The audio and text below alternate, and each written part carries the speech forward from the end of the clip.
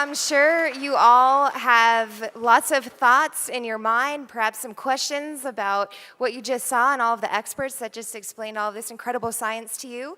So without further ado, I'd like to introduce author, researcher, and actress Eunice Wong, who wrote the companion book.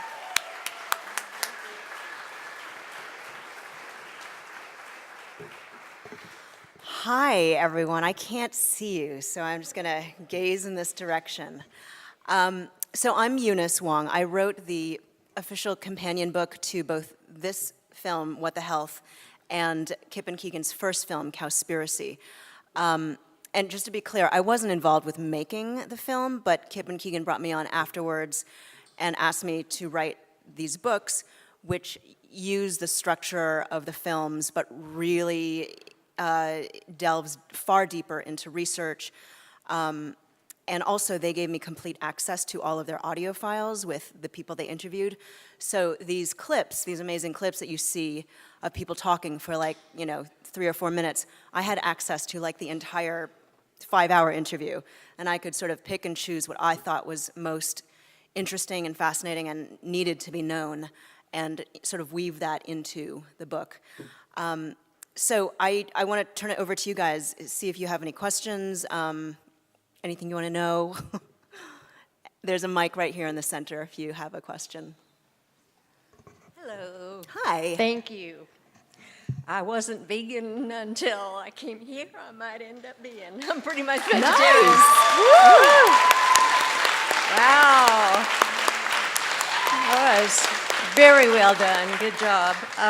My question is this. So I pretty much am plant-based, and even there, what is y'all's advice about the pesticides and everything that actually are in the fruits and vegetables? I mean, I'm trying to grow my own stuff, but we know the blowover from, even on organic farms and all that. That's my question. Yeah, that's a very good question. There is a list out there called The Dirty Dozen. If you Google it, it will come up. And I don't have it memorized, but like I said, if you Google it, it'll come up instantly. And those are the lists of fruits that you want to be really careful to buy organic. Veganic is very rarely available, but that's the best. And then I honestly, I don't have that much advice besides wash your fruits and vegetables really well. The Dirty Dozen, it's not a website, it's a list that scientists and I guess farmers have compiled of the foods that tend to absorb the most of those pesticides and herbicides that are harmful to the human body. So those are the ones you want just to be careful to avoid to buy conventional. Anyone else? Yeah, just yell it out. Could you expound a little bit more, because I'm not really, it's not clicking for me about the checkoff thing, and how that's a government program with Wendy's and all this. Yeah. Oh, yeah. So this is fascinating. So the USDA runs these federal marketing programs called the Checkoff Programs. And these are big funds, how it works is that, say you take the dairy industry. Each dairy producer will be taxed a certain amount, say for example, $1 per gallon of dairy milk produced. And then that dollar goes into a big fund. So all of the dairy producers in the country are being taxed this way, and all that money goes into a fund. The USDA oversees this fund and uses it to market milk in this instance. If it was something else, it would be used to market beef or eggs or whatever. And the way that something like Wendy's Bacon Double Cheeseburger becomes a government program is that the USDA also uses this money, this big fund of money, to advertise for what they call industry trendsetters, like McDonald's, like Domino's. And for instance, they partnered with Domino's, the Dairy Checkoff Program partnered with Domino's, and they gave them, God, I can't remember how many millions of dollars, it was like $13 million. And they came up with this program of a pound of cheese, I think it was, on the pizza. And they would advertise this pound of cheese, and that resulted in an extra X number of gallons of milk being used by the pizza industry. Actually, if you really want to know, I can look it up in the book. I don't have a photographic memory, I wish I did. But that's how they do it. They choose these industry trendsetters because of their pull and their clout in serving these foods to the public, and they use that as a way to push the food itself. Do you know what I mean? So Wendy's would be an industry trendsetter with the pork industry, with the beef industry, with the dairy industry. So in that way, if the USDA had used a checkoff program to advertise for Wendy's bacon double cheeseburger, then it's pushing that food, and it's basically telling us, the public, to eat it because it helps these industries grow, which in turn helps them receive the lobbying funds that they want. I think I have it, and that sounds really crooked and screwed up. Yeah, it does, doesn't it? Yeah. And there are other checkoff programs besides animal products, but they have nothing near the amount of money that the animal products have. I mean, dairy is the biggest one. The lowest one, I think, is popcorn. And you never see any advertisements for, like, popcorn, the, whatever, the snack you need to have now. I think popcorn makes like $600,000 in their checkoff program a year, while dairy makes like, 14, I don't know. Again, like I said, I'm really bad with numbers. So I can look all this stuff up for you if you really want to know, but that's how it works. Hi. Hi, I'd just like to add that along with the Dirty Dozen list, there's the Clean 15 Yes, that's list, right. and you can easily find these online. Yeah. Just Google that. I have the list with me at all times when I grocery shop. Of course, there are a great many fruits and vegetables that are not on either of those lists, but at least the 15, Yeah. are the best ones for getting non-organic, and the Dirty Dozen, you absolutely want to get Right, organic. and if you typically can. it tends to be that the thicker the fruit, the skin of the fruit, like, say, bananas, the bananas, I believe, are in the Clean 15 because they have that really thick skin, whereas strawberries, I think, are in the Dirty Dozen because they really absorb the pesticides and the stuff that you don't want to ingest. Hi. Hello. So when I'm trying to convince my friends and family to go vegan for health reasons, they often, I'll direct them towards the studies and documentaries, and they'll say, well, those are biased. The studies and the documentaries are all biased because these people want to save the animals, they want to save the planet, whatever. What would you say to that? Oh, God. I'd probably say that. I would say that there is bias everywhere. I mean, Kip and Keegan are fervent animal lovers and would love to see the world become vegan just to save the animals. But that doesn't negate the facts that they have collected. They have interviewed all these doctors, all these nutritionists and, food safety advocates, and these people are not doing it for the animals. I think it was, I don't know whether it's in the film, I get confused now what's in the film and what's in the book, but Dr. Davis, the bariatric surgeon, he says that when he talks to a patient in the medical room, he never brings up the word vegan, because to him, vegan is a philosophy. He's vegan, and he believes in being vegan, but he doesn't bring it up with a patient because it's not his job to bring up ethics with a patient. But what he does bring up is a plant-based diet, because that is science-based. And so he is bringing medicine and science to his patient, not ethics or philosophy necessarily. So this stuff is backed up by science. The environmental stuff is backed up by science. I would love to see the world become vegan for all those reasons, for the environment, for the animals, but the fact is that these statistics are real. There was a big fuss, I don't know how many of you guys saw Cowspiracy, but there was a big fuss about a statistic that they used in one of the cuts saying that the animal agriculture industry was responsible for 51% of greenhouse gases emitted. And people were like, well, how did the scientists who came up with that number, how did they do it? And that can't possibly be right. It's probably more like the 18% number. But the fact is that it's still more than the entire transportation industry worldwide combined. And so whether it's 51% or whether it's 18% or 13%, it's still this very large number of percentage of greenhouse gases. And why are we arguing about numbers when this is something that we can do to reduce these very dangerous gases? So, but really I'd probably just say, oh God. Thank you. Yeah.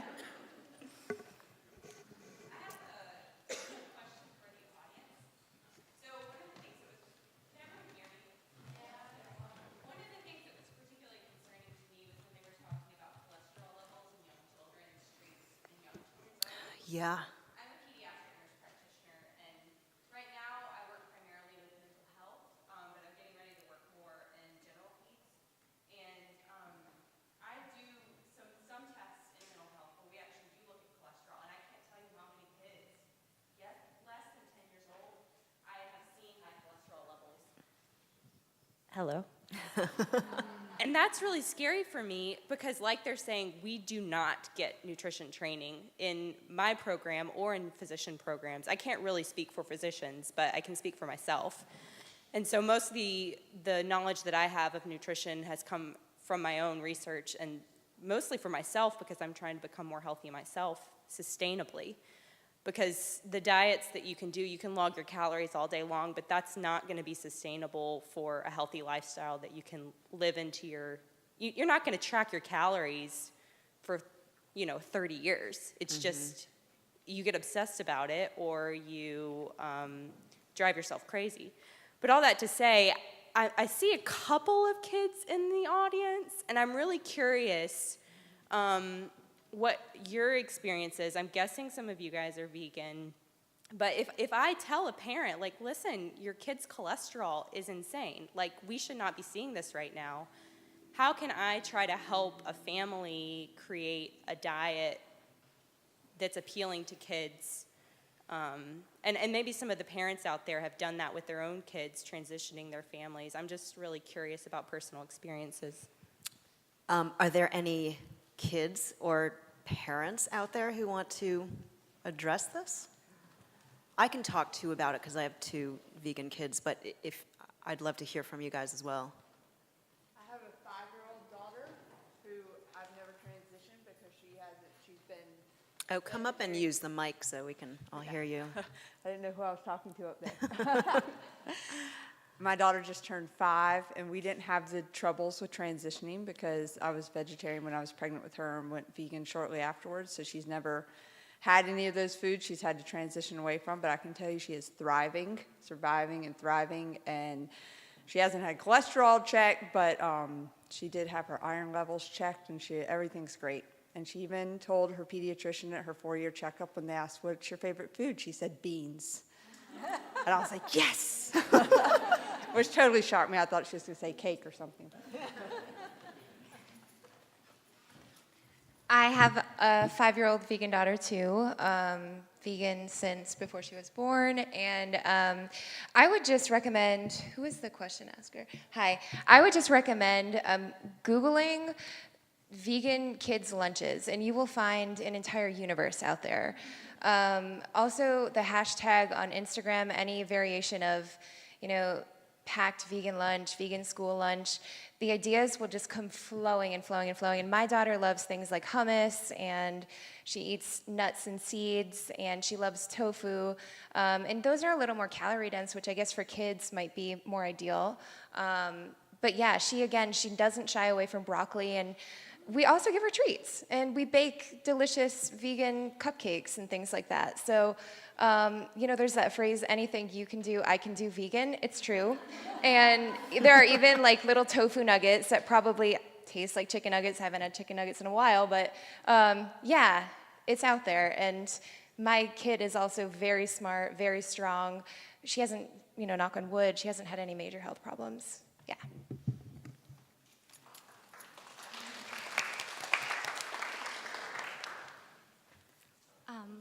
I am a teacher at a Montessori school, so I work with a lot of different children, and I eat a very plant-based vegan diet, so most of my food is considered more, sorry, like really healthy looking. And every time I bring my lunches, the kids are always like, "What are you eating? What is this? You know, you have pizza? I want pizza." And I've noticed that the parents who are trying to feed their kids more healthy, as long as they just continuously put the healthy foods in their lunches, they'll eat them eventually. Yeah. And yeah, I don't know. I just wanted to say that, I guess, because I see a lot of different kids, and the picky kids are the kids that you allow to be picky, and the kids that want to eat healthy food are ones that you introduce to new foods more often. So, yeah. Thank you. I just want to say there's a great book by Dr. Joel Fuhrman called Disease Proof Your Kids or Disease Proof Your Children. And if you look that up, he has, especially in the front part of the book, like in the more preface-y areas, he talks about how what you feed a child in the first 10 years of their lives can have actually the most impact on their lifelong health than what they eat in the next 50 years of their lives. And, you know, in feeding them this typical American kids diet, we've set up the foundations for autoimmune diseases and heart disease and cancer and diabetes. And I feel like talking to parents, the health of their children, I would think would be of such importance.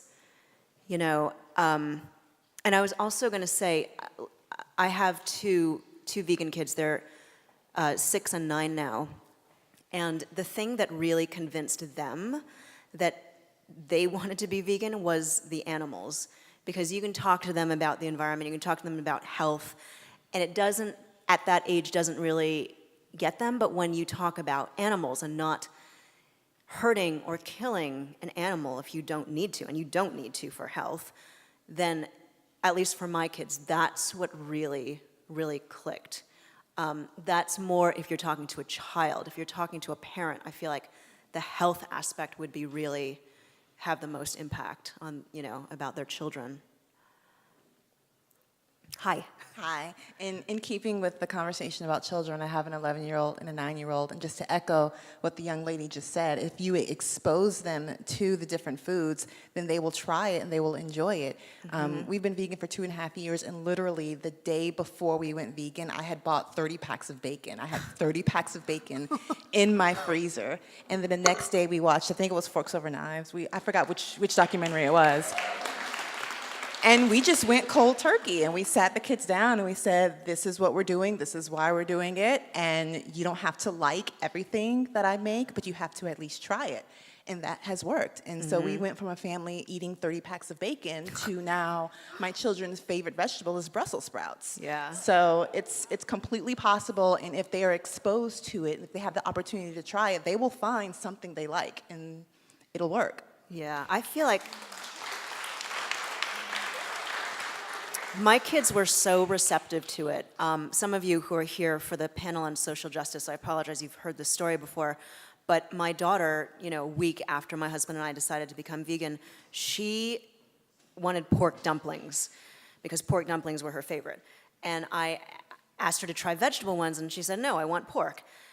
And I thought, okay, there's a picture right here of an adorable baby piglet. And I didn't want to traumatize her or anything, but I just said, honey, do you know what is in a pork dumpling? There's a reason I don't want to eat them anymore, and it's because they're made with dead pigs. And she thought about it, and she said, well, okay, I'll try the vegetable dumplings. And that was it. I mean, it was super easy. I understand it isn't usually that easy, but then a year later, she was in preschool, and her teacher told me that another kid in the class had brought in birthday cupcakes. My daughter looked at them and she said, are they vegan? And they weren't, and she wouldn't eat one, and she was 4. And I was not standing over her. I'd never told her that she couldn't eat a cupcake at school if it wasn't vegan. And she just, like, came out and said, no, I'm not, it's not vegan. And I was like, oh my God, it's so touching to me to see like values reflected back to you, you know, that you show your children and live by. But I just found it such an amazing, the first thing we did after school that day was go out and get a chocolate vegan cupcake. So you have to reinforce. Hi. Hi. My husband is an insulin-dependent diabetic, and we were in Florida at a Whole Foods, and Rip Esselstyn, the son of Dr. Esselstyn, was giving a lecture about his Engine 2 diet. Engine 2 diet, yeah. So I thought, I can never put my husband on this diet because we covered our carbohydrates with 1 unit of insulin. For every 15 gram of carbohydrates, he took a unit of insulin. But we decided to try the diet, and he did. And his 3-month A1C average went from 7.2 to 6.8 in a matter of 4 weeks. And it was just totally amazing. It Wow. was all what they said in the documentary. Yeah, that's and great. we're just trying to stick to it. That's great. Hi. Hi, I'm 13, and ever since first grade when I walked in on my mom watching the documentary Earthlings, I've been vegetarian because that really changed my view on things. And I do have high cholesterol, and I have to watch out for it. And this also kind of changed my view on things, and I'm hoping to be vegan soon, but I just wanted to share that. Hey, thank you.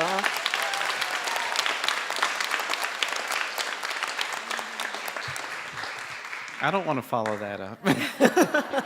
We'll clap for you too. Yeah, thanks.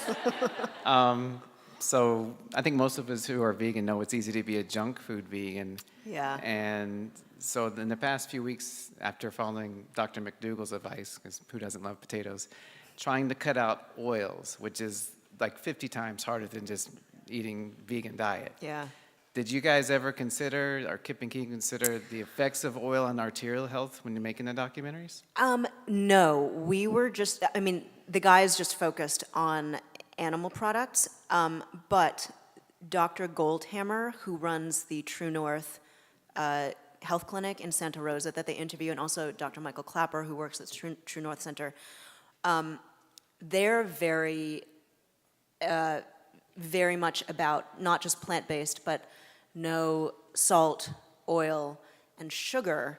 And the 3 or 4 patients that you see who went to the True North Clinic, that's the diet that they went on. So you had Amy Resnick, who was very obese and was like on track for a heart attack in 30 days. That's the diet that she went on, along with some water fasting, some juice fasting. So in terms of health, that is by far the most powerful diet, cutting out processed food. I totally know what you mean about being a junk food vegan. Like, my husband never ate Oreos before we became vegan, and now he's like, but they're vegan. I'm like, doesn't mean they're healthy. But yeah, they just wanted to focus on animal products. But they also had someone write a cookbook to accompany this film. It's on their website. It's whatthehealthfilm.com/shop. And it's a cookbook that does feature all plant-based recipes that I think doesn't have sugar, salt, or oil. I haven't seen it, so I'm not sure. That's what they told me. I'll check it out. Yeah. I didn't have a question, I just had a couple quick comments. Yeah. I am a vegan physician and I counsel patients on plant-based diets. So in response to that gentleman, you're right. I mean, vegetable oils have been shown to increase release of TMAO just like animal protein has. So a low oil diet is critical. What I was going to say is more along the lines of the medical community, because we do have a lot of catching up to do. But one of the things I think sometimes patients don't necessarily get, because why would they? I didn't get it until I started doing plant-based counseling, is the average physician gets 20 minutes with a patient if they're lucky.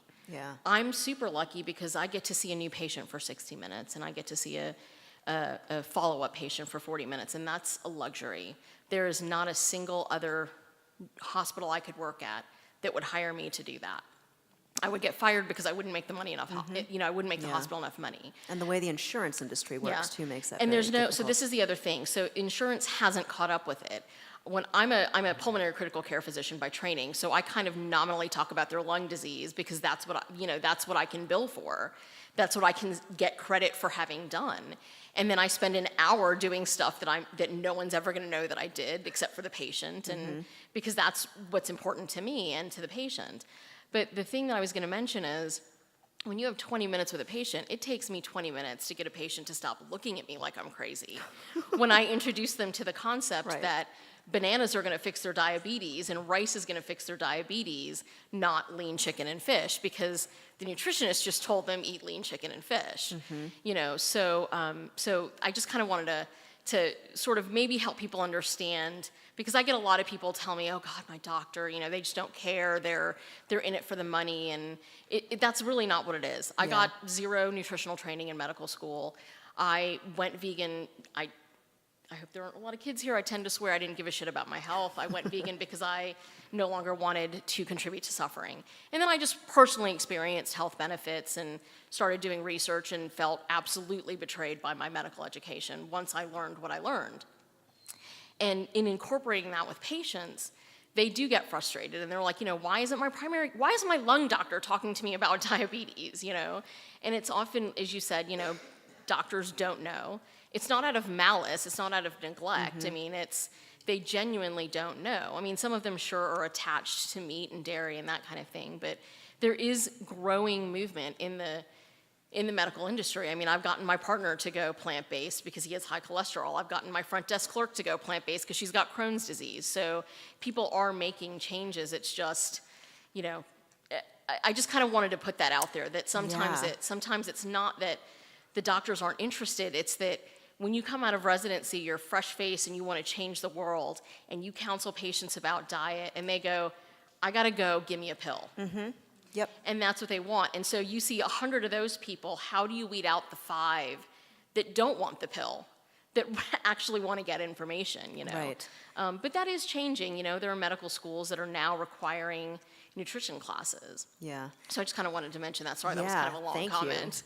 There were a couple comments from some of the doctors interviewed. I don't think it was included in the film, but they were saying, Dr. Michelle McMacken was one of them, I think Dr. Davis was another one, who said that since they've been counseling plant-based diets for their patients, they have gotten so much more fulfillment out of their medical profession because they can actually see the progress, and their patients come back to them and they're like, this is like a miracle. I don't know what's going on, but I am feeling better. And it's not just writing another prescription. Yeah. And in terms of the insurance industries, Kaiser Permanente, which is this massive industry giant, has begun a campaign to educate its doctors to counsel their patients to go on a plant-based diet. Because of course they're an industry. Because they're an their insurance business industry, model and is they such, will save money. Yeah. Because if their patients are covered and they're healthy, they're not going to have to pay out the money. So this is another example of the young woman who asked me about bias. Like, this is in their self-interest. And so they're putting this out because it's going to help them not to have to pay out to cover these people, because now they're not sick, And so you look at all these facts and they all start to weave together, and it does paint a very compelling picture of this being the truth. Thanks. Yeah, thank you.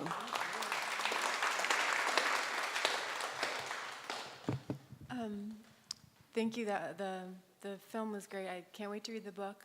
I was curious about if it seemed like the film focused a lot on the main physical diseases that we as Americans definitely have, and probably people throughout the world. But were there parts of any of the doctors or any of the research that you saw that goes into the book to talk about mental health, dementia, and emotional health? Not so much emotional disorders, but definitely something like Alzheimer's or Parkinson's, which can also be classified as a blood vessel disease. So like Alzheimer's, you've got these teeny, tiny little blood vessels in the brain.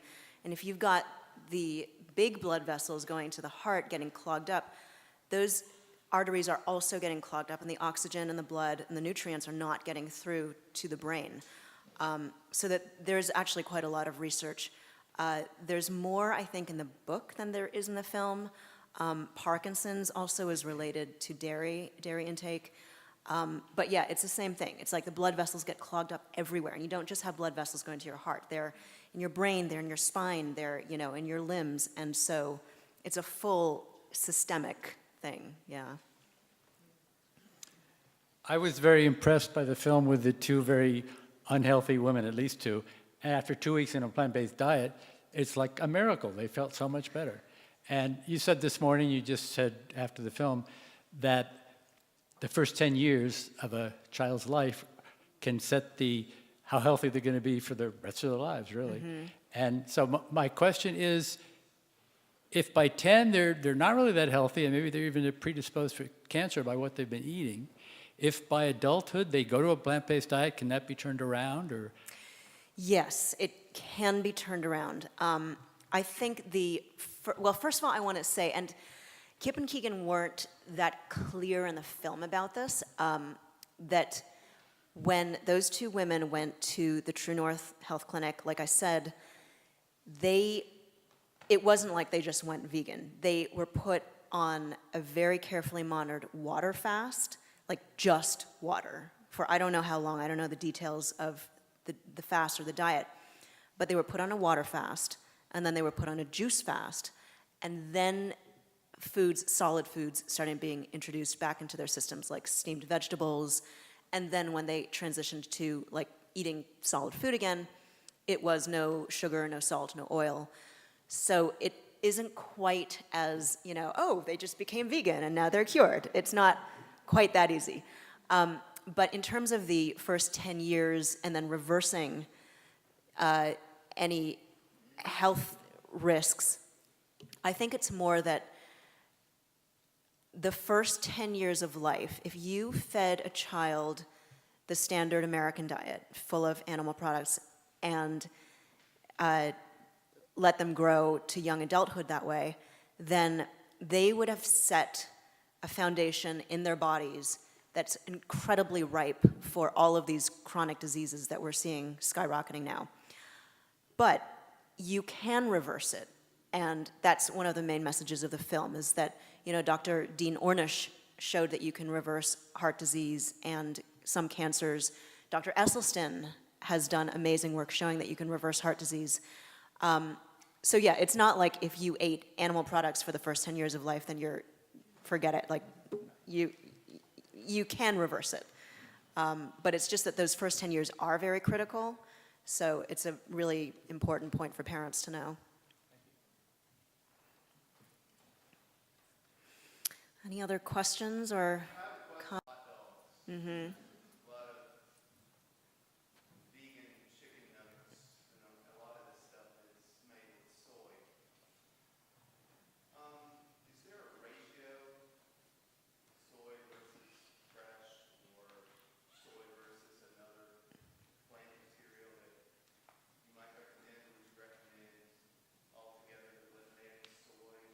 Oh, so you're asking specifically about soy?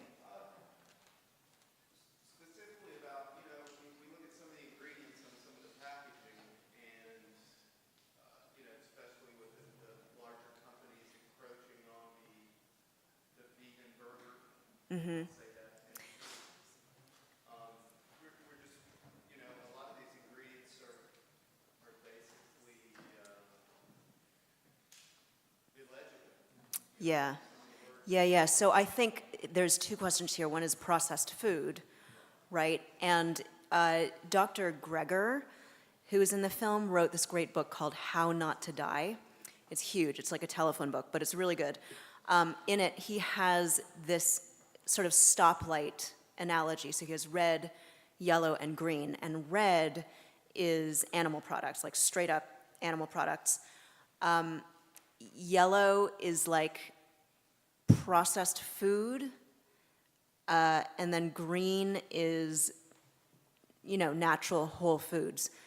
And so the processed foods is definitely, it's almost, I don't know the science, but my feeling about it is that the processed foods are maybe health neutral. They're not giving you any benefits like that you would get from fresh vegetables, like the phytonutrients or the antioxidants or whatever else. But at least they don't contribute with the cholesterol and the saturated fat. But it's not like you should feel like you're healthy eating these things, you know? And then the other question about soy is, again, you know, processed soy. It's the same thing. It's not great for you. But soy itself has been shown to be a good, healthful thing as long as you don't go beyond, like, I think it's 18 servings a day. I mean, people get concerned. They're like, well, soy will give me man boobs. And it's like, as opposed to the nachos you're eating, which are filled with active mammalian estrogens. It's like, people don't get that the cheese that real men eat on their pizzas or their nachos or their Philly cheesesteaks comes from a pregnant bovine mammal, right? The thing about soy is that it has phytoestrogens, which has been compared to estrogen, which is the active primary female sex hormone, but it acts differently. And there's a great analogy, I think it's Dr. Barnard who came up with it. He says it's like airplanes. So the estrogen that comes from animals and from us, is like a huge jumbo jet. And then you have the phytoestrogens from soy, which are like a little Cessna plane. And if you have an airport that's like the estrogen receptor in the human body, if you have the little Cessna soy phytoestrogen plane come in and dock at the receptor, then the big Boeing 747 can't come in and unload its damaging hordes into the terminal.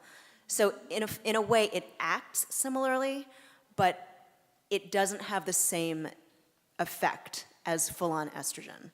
So there's a lot of concern about soy. Some of it is seeded by the dairy industry, since the soy milk business started taking a bite out of the dairy industry, and so there's this sort of effort to demonize soy as a health food. But according to all the research that I did, soy is very good for you and can help prevent the occurrence and progression of various cancers, especially breast cancer. So, yeah. Yeah. Any other questions? Anyone can see it online. If you go to whatthehealthfilm.com, all one word, whatthehealthfilm, you can stream it for $9.99. So you can just see it on your laptop or on your phone if you want. And there are screenings every once in a while like this one, but anyone can access it through the internet. I'm sorry? It is. If you go to whatthehealthfilm.com/shop, it'll show, you can choose DVD and buy it that way. Yep. I know that they're working on getting it through a bigger distributor, like Cowspiracy is on Netflix now, and they would love to have it available like on a wider platform, but you can definitely get the DVD or stream it. Yes? You mentioned that you helped Kip and Keegan with Cowspiracy as well. I was wondering if you knew what they're up to and might be up to next after these two. Okay, well, don't quote me on this. This is just very informal stuff they've mentioned, but they want to make a trilogy of films. So obviously they've done the environment, they've done health, and then they're just thinking now about doing one on animal ethics, animal welfare, and treatment. So, but like I said, that's like really, really sort of, don't go around like tweeting it or.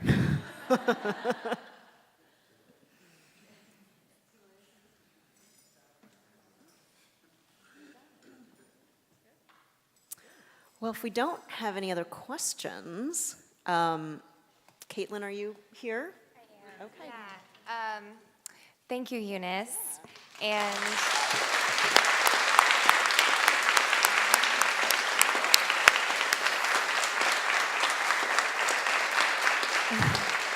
And if anybody would like to buy a copy of What the Health, Eunice will be downstairs holding a book signing, and that will conclude our festivities for today. Tomorrow we'll be in Pack Square from 11 to 5. I hope you'll join us. We'll hear from many of our speakers again, and there'll be over 80 vendors, some really awesome organizations, and just some amazing food. So come on out. Thank you. And I just want to say that all the proceeds from the book sale at the VeganFest are going to Brother Wolf Animal Rescue, so just to help, create this amazing event. So